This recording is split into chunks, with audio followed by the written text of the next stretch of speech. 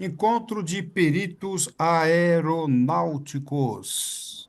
CSI da aviação. Quando nós falamos CSI da aviação, nós queremos levar uma concepção bem diferente da investigação técnica. Peritos aeronáuticos são aqueles profissionais que simultaneamente acumulam experiência teórica, um conhecimento teórico e também experiência prática.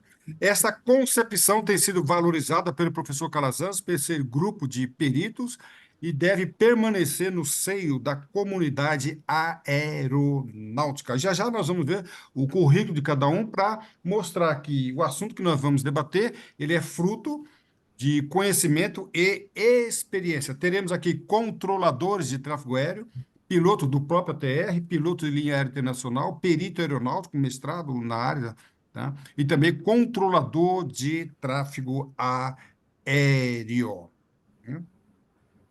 E o nosso bate-papo será sobre o voo e PES. Lembrando que nós estamos gravando isso no dia 12, praticamente alguns dias após o acidente. Não vamos falar sobre termos concepção conclusiva, e sim linhas de investigação para que, principalmente, a sociedade leiga como um todo possa ter noção do que é e como se processa uma investigação de acidente aeronáutico.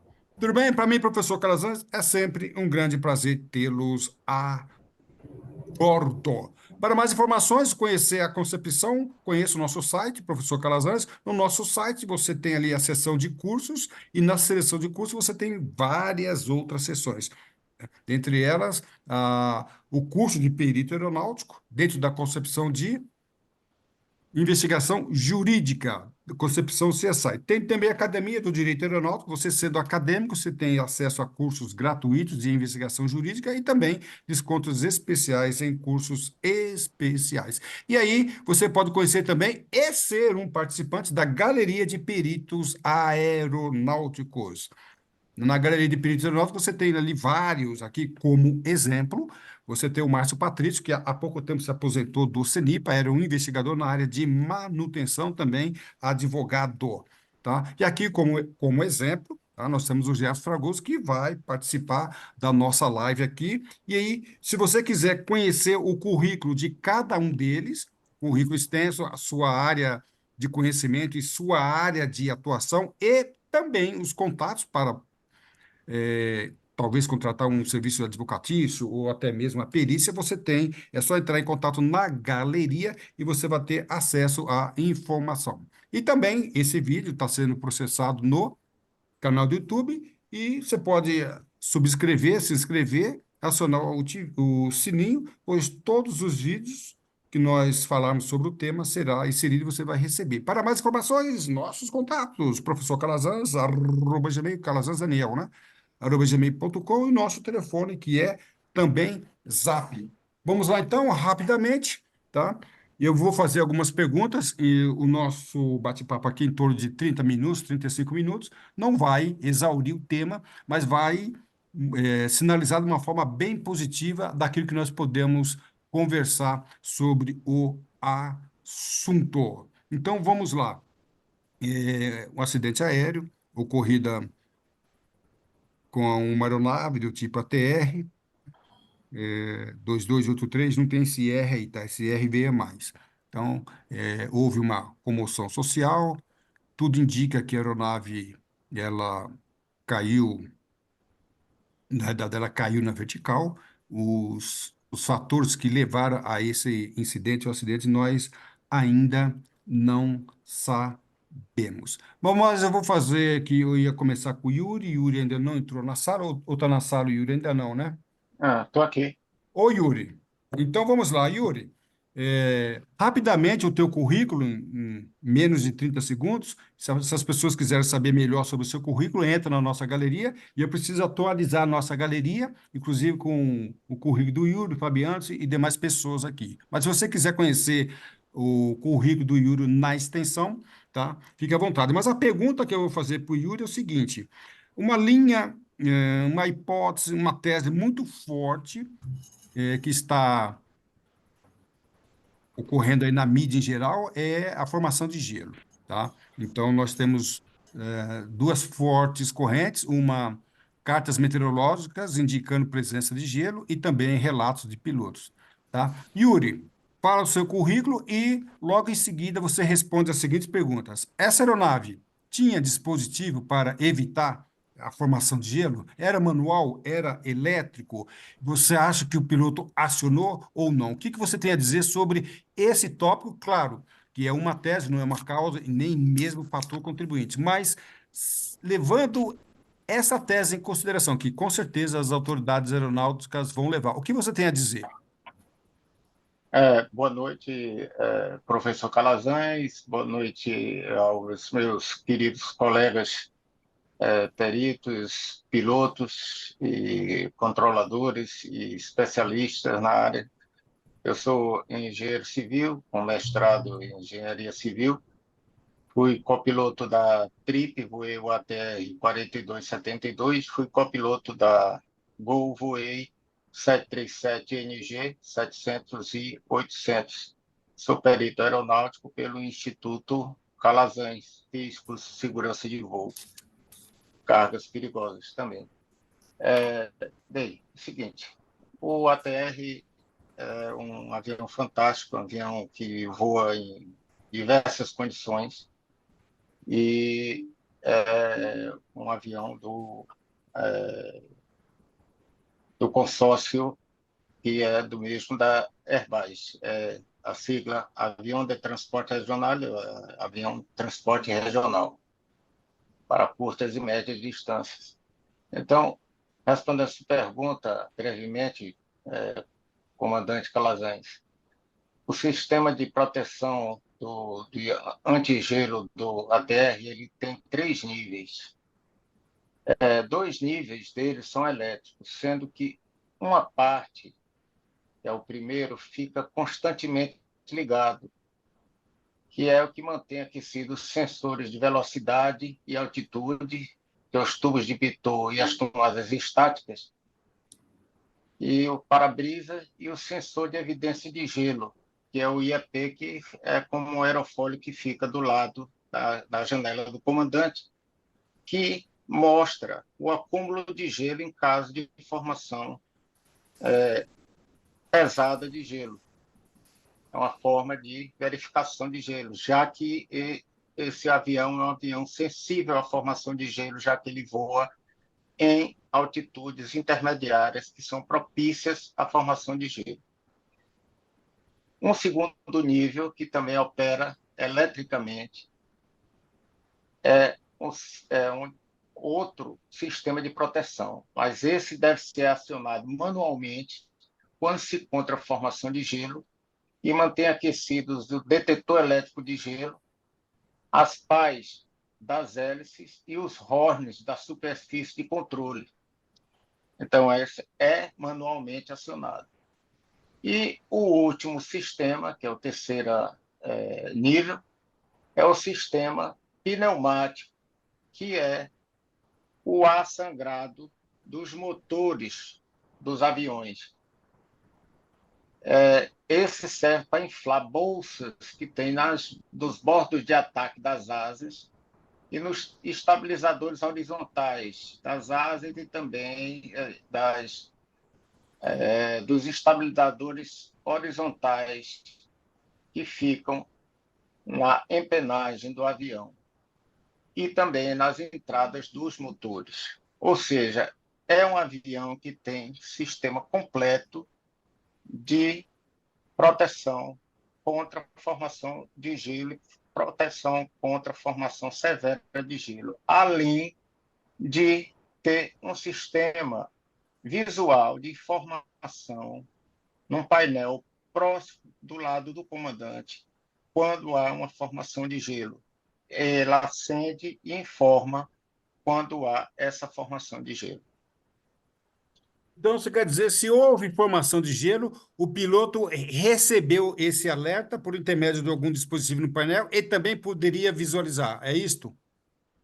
Isso, do lado dele, na janela, tem esse dispositivo como uma forma de um aerofólio que mostra o acúmulo de gelo.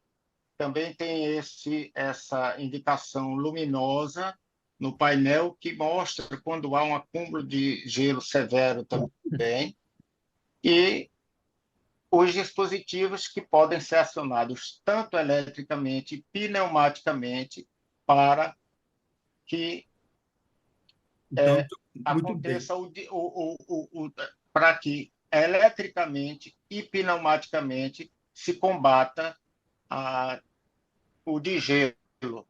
Ok, muito obrigado. Então, nós entendemos pela explicação do Yuri que se houve informação, se essa tese verificar, o piloto tinha como prever, claro, além das cartas meteorológicas que havia, mas ele podia ver por intermédio de contato visual e até mesmo um alerta na própria cabine e ele poderia acionar. E aí as autoridades aeronáuticas vão trabalhar em cima dessa tese, se o piloto acionou, se o piloto não acionou e se realmente a formação de gelo foi a causa, né? Mesmo porque o CENIPA não trabalha com causa, precisamos entender isso. A investigação jurídica, o perito trabalha com causa. Só lembrar que o CENIPA não trabalha com causa nem responsabilidade. É uma modalidade, na verdade, uma metodologia e finalidade diferente. Obrigado, Yuri Fragoso, fazendo uma rápida, um sucinto apresentação do seu currículo.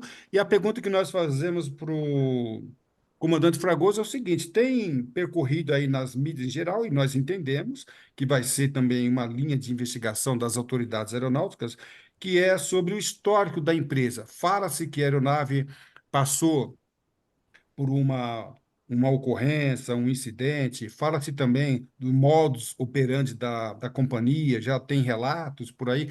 Você, como especialista nessa área de engenharia, resistência de material, você acha que um incidente anterior, uma ocorrência, pode ter uma relação de causa e efeito? Ou você acha que isso vai ser considerado ou pode ser desconsiderado? Qual é a tua opinião sobre esta posição, essa pergunta que está largamente sendo feita na mídia?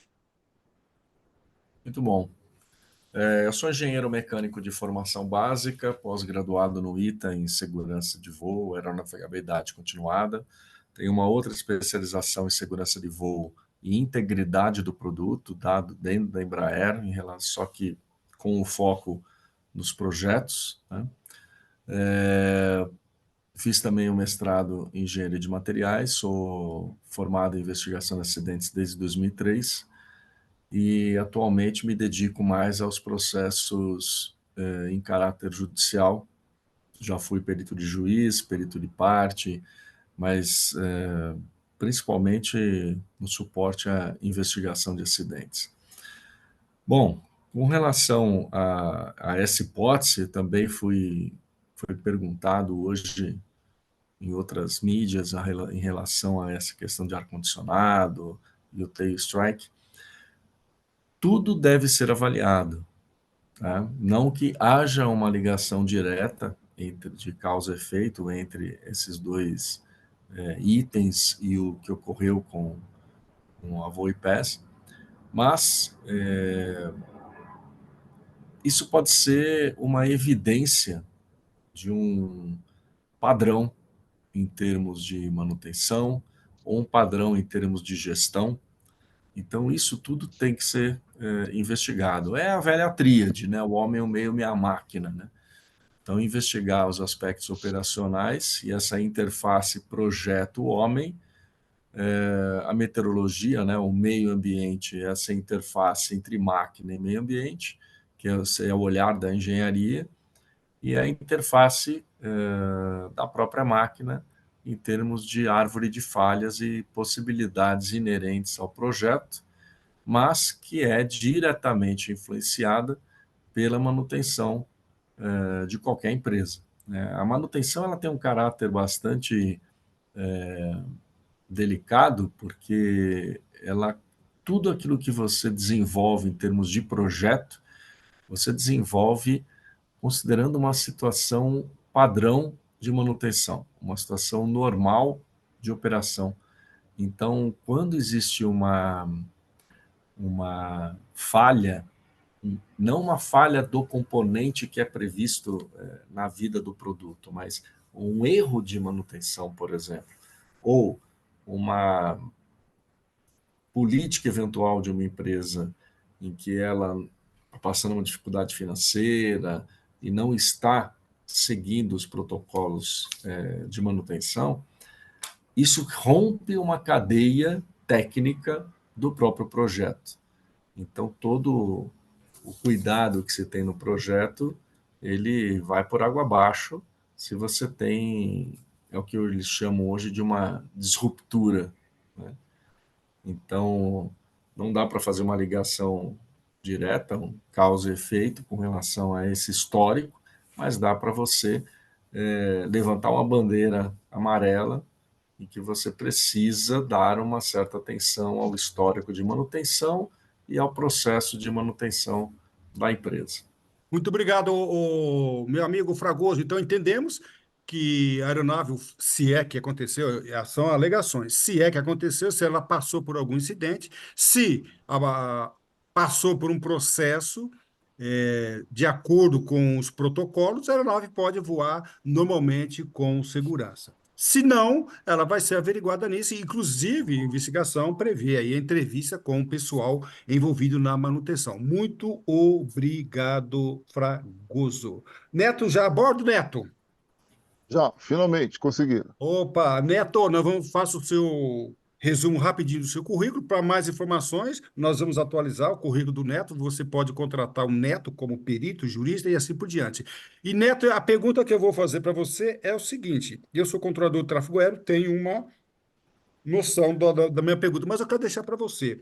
Está já correndo na mídia, hoje eu fui fortemente indagado por vários jornalistas, pois alguém, eu não sei quem, se é piloto, se é quem que é, mas alguém, eu vi um áudio falando que o piloto não desceu porque teve uma solicitação de descida negada pelo controlador, ou seja, ele estava voando numa região de formação de gelo, solicitou um desvio daquela área para minimizar ou evitar, e o controlador de tráfego aéreo negou. O que você tem a falar sobre isso, Neto, depois do seu breve currículo? Boa noite. Sou controlador do tráfego aéreo, aposentado, mais de 30 anos de controle de tráfego aéreo, especialista em segurança de voo e aeronavegabilidade continuada, sou professor de Direito Aeronáutico e perito e outras atividades. Bem, com relação a esse comentário do tráfego aéreo, eu vou ser assim, bem taxativo, e até algumas pessoas podem me criticar, mas impossível, ok? O tráfego aéreo está ali justamente para servir ao voo e servir àquele voo específico também. O Voo e Paz estava numa terminal, que a gente chama uma área de São Paulo, controlada pelo controle radar de aproximação e saída de São Paulo, e não por torre de comando, que todo mundo fala e os especialistas falam. A torre só controla a aeronave próxima ao pouso e após o pouso em volta da pista. Então, onde ele estava ainda se preparando para iniciar a operação, ele estava sendo controlado pelo controle de São Paulo, que fisicamente fica em Congonhas, ok? Mas poderia ficar até em outro município. Bem, as autoridades aeronáuticas já informaram que não houve declaração de emergência e muito menos qualquer solicitação por gelo para descer. E se fosse solicitado, é claro que o tráfego aéreo, que está ali justamente para isso, iria acomodar o voo entre outras dezenas, tá, de voos abaixo, à frente, na lateral desta aeronave. Aliás, o tráfego aéreo está aí para isso, controlar o fluxo de tráfego. E não iria negar de jeito nenhum. Não existiu isso e nunca vai existir tal coisa. O tráfego aéreo se adequa às necessidades dos pilotos. Então ele declara que tem gelo severo formando nas superfícies da aeronave ou emergência, claro que o tráfego aéreo iria abrir caminho para que ele fizesse o necessário para a aeronave, para garantir a segurança, ok? Ok, e em relação, ontem eu fui indagado numa mídia, num jornal ao vivo, o jornalista lá, o apresentador fez a pergunta, e eu falei de essa resposta que o nosso amigo Neto deu. Logo em seguida, caiu na mídia, e eu fui severamente criticado, pois as pessoas falaram: como é que você, Calazans, faz uma afirmação dessa sem que a caixa preta tem sido aberta? Só lembrando que a caixa preta, em relação à conversa entre pilotos e controladores, é uma fonte de informação, mas há outra. Então, na sexta-feira, existe uma gravação, tá, nos órgãos de controle, e as autoridades aeronáuticas, na sexta-feira, já fez uma pré-análise e verificou que não houve essa comunicação. Então, quem me criticou, tá, essa pessoa, criticou a minha fundamentação é técnica. Eu tenho 40 anos de aviação, tá? De controle de tráfego aéreo. Então, eu não fiz na mídia uma colocação. Como aqui, aí eu preciso deixar bem claro. Nós estamos aqui com uma classe de perito. Eu tenho aqui juristas, eu tenho aqui doutorado no ITA, pós no ITA, aqui tem piloto de linha aérea, tem um piloto de ATR, tem um controlador, tem o Fábio Anderson, que é especialista em direito aeronáutico, mestrado, professor, advogado. Então, nós precisamos entender que essa acusação ela é perigosa, até mesmo podendo imputar um crime ao controlador de tráfego aéreo. Então, nós não podemos ser levianos nas nossas informações.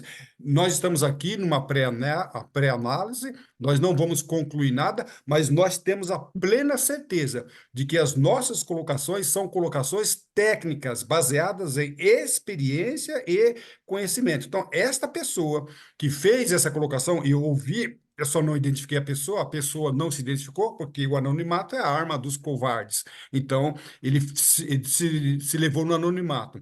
Mas nós precisamos entender que isto é muito perigoso. Então, eu chamo a atenção, por isso que essa pergunta teria que ser respondida por um controlador de tráfego aéreo. A pergunta de gelo, quem melhor pode responder é o Yuri. Tá? O nosso corpo de perito aeronáutico, a nossa galeria de perito aeronáutico, preza por isso, por profissionais gabaritados que fizeram cursos e têm conhecimento. Então, muito obrigado. Esta posição se alinha com a minha e com muitos controladores de tráfego aéreo. E Rayol, piloto internacional, tá? Rayol, piloto internacional de Airbus, tem uma experiência muito interessante. E eu gostaria que o Rayol se apresentasse, fizesse a apresentação do seu currículo brevemente. Em seguida, Rayol, gostaria que você, como um piloto muito experiente, mostrasse para nós, falar sobre a operação do voo. Como é que você acha que o piloto se comportou em relação aos procedimentos, às fases, de emergência? Como piloto, o que você tem a nos dizer sobre isso? Olá, pessoal, boa noite a todos. Bom, a minha vida profissional na aviação iniciou desde 78, passando aí pela aviação geral, aviação regional, e na aviação comercial tive praticamente por 10 anos passando na aviação internacional e em seguida indo voar aqui na doméstica aqui no Brasil. A minha carreira acadêmica, sou formado em Ciências Aeronáuticas, pós-graduado em Segurança de Voo pelo ITA e Direito Aeronáutico pela Unisul, e agora concluindo a pós-graduação de Perito Judicial. Bom, com relação à pergunta que você fez, Calazans, sobre a operação de voo, comportamento do piloto, a gente pode destacar alguns fatores que estão envolvidos nessa questão que a gente chama de operação, né? Uma delas diz respeito à consciência situacional, que é uma das ferramentas que faz parte aí da área de fator humano, que é a percepção dos fatos, né? Isso envolve a questão de ter um bom gerenciamento, um bom planejamento de voo, para que ele identifique durante todo o voo algumas ameaças que podem impactar na segurança, né? Então, o comportamento do piloto tem que ser sempre agir de forma segura, né? Para que a tomada de decisão dele em relação às situações durante o voo possam ser sempre assertivas, buscando a segurança no nível aceitável, daquilo que a própria segurança traz, que é um processo contínuo, né, de identificação de perigos, de gerenciamento de risco, né, onde o risco está relacionado aos fatores de probabilidade e severidade. Ou seja, são dois. Rael, foi feita Ah, uma pergunta que o piloto talvez não tivesse tempo para se comunicar, que a emergência do jeito que a aeronave caiu foi muito rápido. Você acha que essa pergunta tem validade? Você acha que do jeito que a aeronave caiu, ela despencou na vertical? Você acha que isso comprometeu a atitude, a tomada de decisão do piloto, ou melhor, da tripulação, piloto e copiloto? Calazans, é difícil da gente opinar a respeito disso, porque pode ter havido um delay em relação a informar o controle ou tomar uma decisão para que não chegasse a uma situação crítica, tendo em vista que a aeronave tem seus limites, né? E o piloto conhecedor disso, ele tem que ter os seus trabalhar sempre com preventivo. Então, é difícil da gente julgar. Então, só através aí da leitura que vai ser feita através da caixa preta, né? E com os dados validados para poder a gente entender, né, o diálogo de cabine, aquilo que foi gerenciado, aquilo que foi feito na hora que a situação, digamos, se agravou, né? Então, se existia o gelo severo, isso é uma condição e a gente vem discutindo ao longo desses dias como um dos fatores que pode ter contribuído para a aeronave chegar na condição que chegou, né? Então, a gente vai ter que seguir a linha da investigação, coleta de dados, informações que são pertinentes ao caso, para que o próprio órgão, né, que é o CENIPA, ele possa trazer, dentro desses 30 dias, um relatório preliminar para que a gente possa ter ideia do que ali realmente ocorreu. Ok, pessoal, estamos a 10 minutos do final da nossa live. Eu queria só passar agora, last but not least, por último, mas não menos importante, o nosso amigo, rapidamente, falando sobre o seu currículo. Aqui o Fábio Anderson, um grande amigo, em 2002 nós fizemos um curso de Direito Aeronáutico, especialização. Ele fez, já estou adiantando aí, né? Fundamos aí a Academia Brasileira de Direito Aeronáutico, fundamos, depois afundamos, né?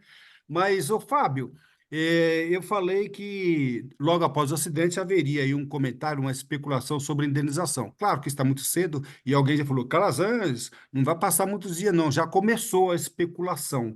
Que embora esteja, né, muito cedo, nós temos algumas empresas envolvidas, né, a empresa Latam, a empresa Voipés, é uma ligação de serviço entre as duas. De uma forma preambular, o que você teria a nos dizer?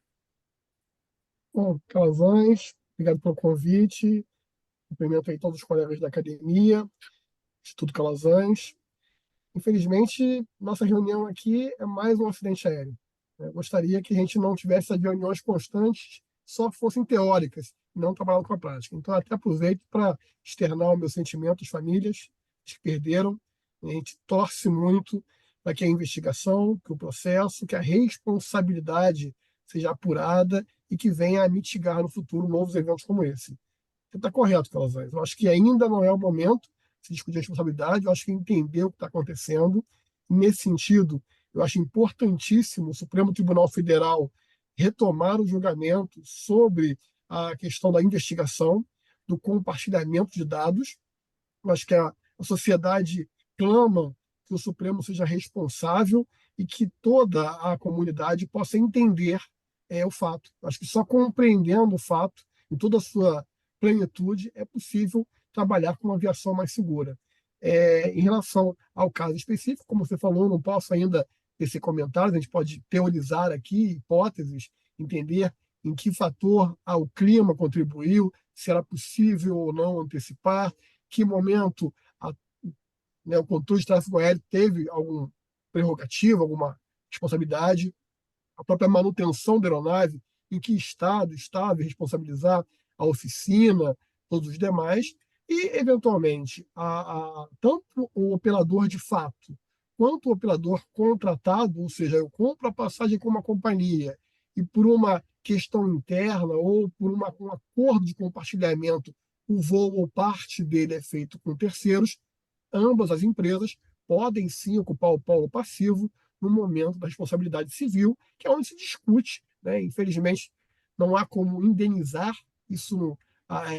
Perda de vidas não é indenizável, no sentido de que não há um valor patrimonial que responda por isso, mas sim o judiciário poderá, no futuro, entendendo, conhecendo os responsáveis, estabelecer aí algum tipo de indenização para mitigar o sofrimento dessas famílias.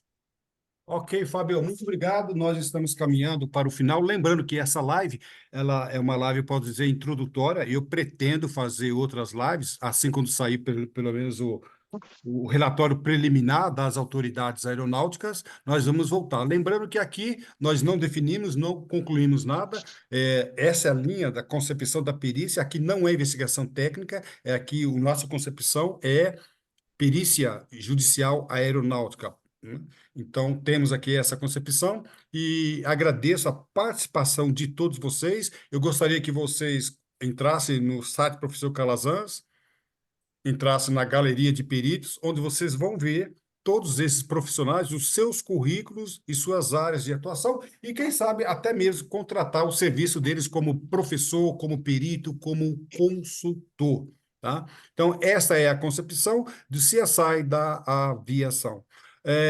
Para mim, foi um prazer tê-los a bordo. Vocês têm um segundo cada um só para dar um tchau, porque nós estamos finalizando com o nosso tempo. Raul, um minuto menos que isso, claro.